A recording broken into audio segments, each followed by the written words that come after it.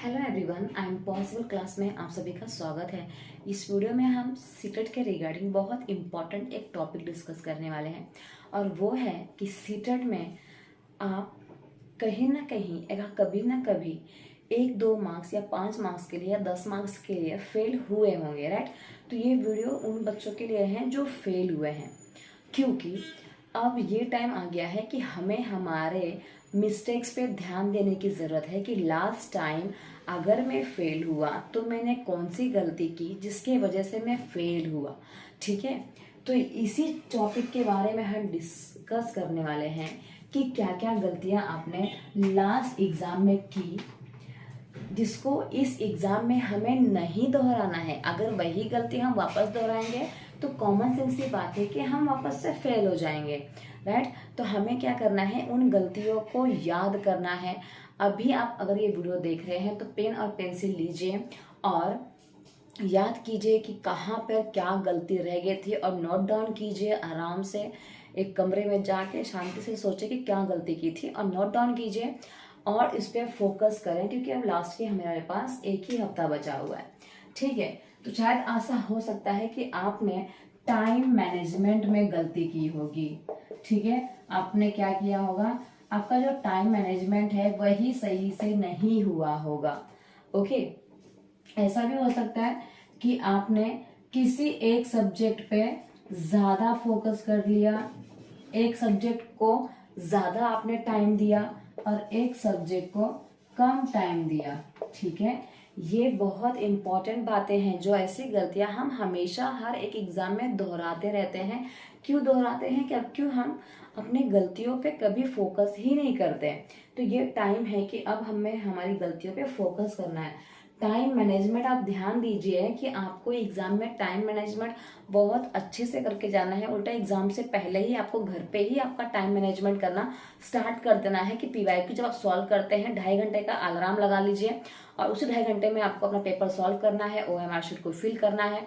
अगर आप टाइम से पहले कर लेते हो तो आपका टाइम मैनेजमेंट एकदम सही है। ओके, अगर नहीं कर पा रहे हो तो आपको उसमें फोकस करने की जरूरत है। ओके, तो एग्जाम में आपको ये अब ध्यान दीजिए कि क्या आपने एक सब्जेक्ट पे ज्यादा टाइम दिया और किसी एक सब्जेक्ट पे कम टाइम दिया।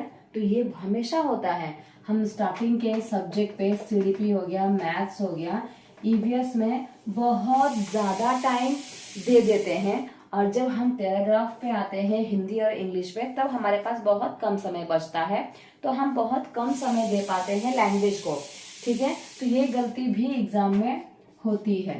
ठीक है, प्रिपरेशन के टाइम पे क्या आपने सारे सब्जेक्ट को इक्वली पढ़ा।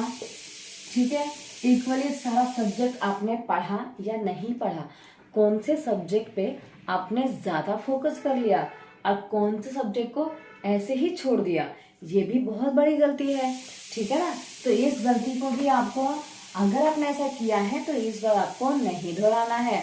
अगर आपने किसी एक सब्जेक्ट में ज्यादा फोकस किया है तो दूसरे वाले फोकस पे भी आपको इक्वल ही फोकस करना है। ठीक है, ऐसा नहीं है कि किसी एक सब्जेक्ट को ज्यादा पढ़ना है, किसी एक सब्जेक्ट को कम पढ़ना है। ओके, इसके बाद आपको ये ध्यान देना है कि शायद कहीं आपका ओएमआर शीट फिल करने में टाइम की कमी तो नहीं पड़ गई थी।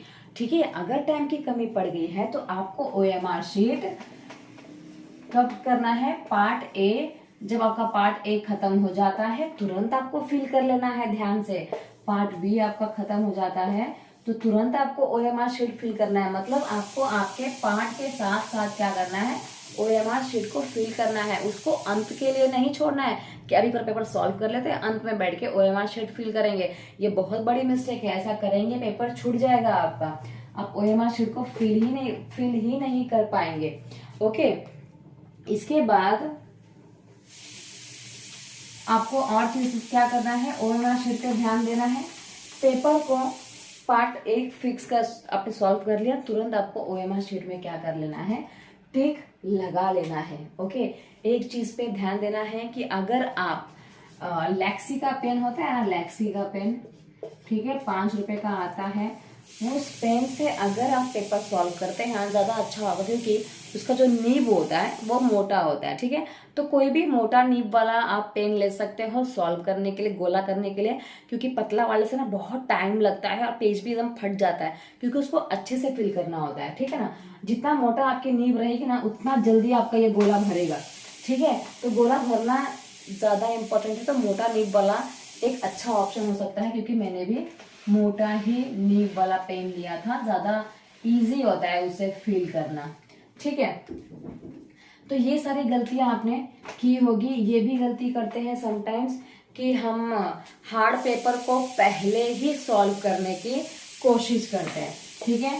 Hard paper for example maths बहुत हार्ड लग रहा है, चलो सबसे पहले इसको ही सॉल्व कर लेते हैं। नहीं, ऐसा कभी भी नहीं करना है। हार्ड पेपर को सबसे लास्ट में करना है। कब करना है? लास्ट, क्योंकि ये आपका ये जो पेपर है वो आपका मोटिवेशन कम कर सकता है, आपको स्ट्रेस में डाल सकता है। क्यों? क्योंकि स्टार्टिंग में ही आपको कुछ नहीं आएगा ना, तो आप टेंशन में आ जाएंगे, भाई कुछ आ ही नहीं रहा मुझे तो, ठीक है। तो पहले ऐसे पेपर्स करो जिसमें आपका क्या होगा, कमांड हो, ठीक है। सिड़पी में कमांड है तो आप सिड़पी कर सकते हैं, हिंदी में कमांड है तो हिंदी कर लीजिए, इंग्लिश में कमांड है तो इंग्लिश कर लीजिए, ठीक है। मैं आपको सजेशन दूंगी कि सबसे पहले आपको हिंदी और इंग्लिश ही करना चाहिए, उसके बाद आप दूसरे सब्जेक्ट को कर सकते हैं, क्योंकि ये 60 मार्क्स ना बहुत इजी ही होता है। सिर्फ पढ़ो और आंसर ढूंढो, पढ़ो और आंसर ढूंढो, तो काफी इजी होता है, ठीक है। तो आई होप आपने भी ये सारी मिस्टेक जो है एग्जाम में की होगी, जिसके वजह से आप हो सकता है कि 1 मार्क्स से फेल हो गए होंगे, 2 मार्क्स से या 10 मार्क्स से फेल हो गए होंगे। तो कहीं ना कहीं ये सारी गलतियां हम करते हैं एग्जाम में, जिसके वजह से हम फेल हो जाते हैं। तो इस एग्जाम पे अपनी गलतियों पे करो फोकस, ताकि ये गलतियां आप वापस ना दोहराएं। ओके, तो आज के लिए इतना ही। आई होप आपको वीडियो समझ में आया होगा, अच्छा भी लगा होगा, थोड़ा बहुत नॉलेज भी मिला होगा। तो मिलते हैं नेक्स्ट वीडियो में। चैनल को सब्सक्राइब कर लीजिएगा, लाइक कमेंट जरूर कीजिएगा। Thank you so much everyone.